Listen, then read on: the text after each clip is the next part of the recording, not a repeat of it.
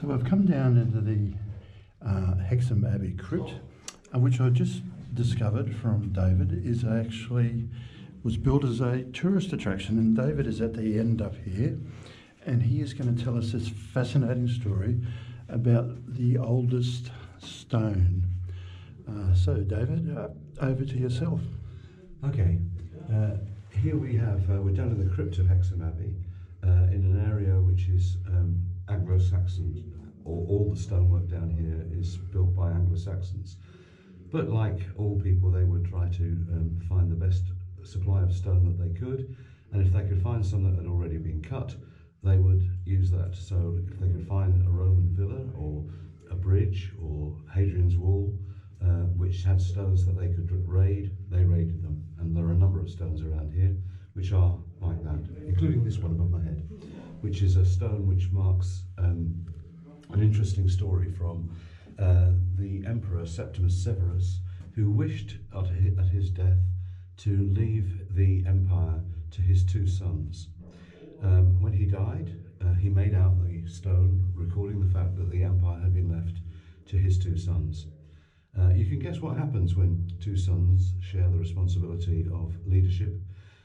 They didn't get on, and to the extent that one killed the other, and then had his name, the dead one's name, effaced from every stone on which his name happened, so that not only had he killed him, he'd killed evidence of him forever and ever.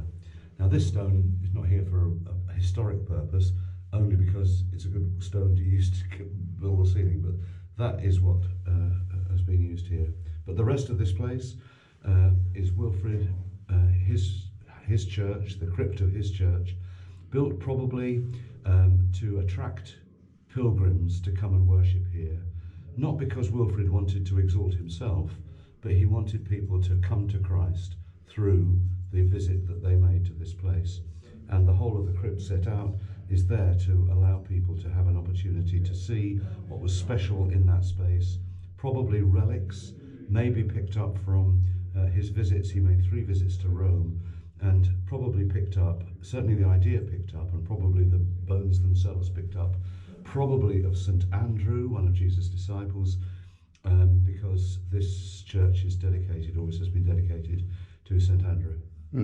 And while we may have appeared to stray a smidgen from Canon Garland, in actual fact, the lesson, I think, is very well applied to the work that Canon Garland did in the way that he tried to cement ANZAC Day into our psyche and into our day-to-day living. Yeah, a similar thrust of what he wanted to do. Exactly. In terms of attracting other people.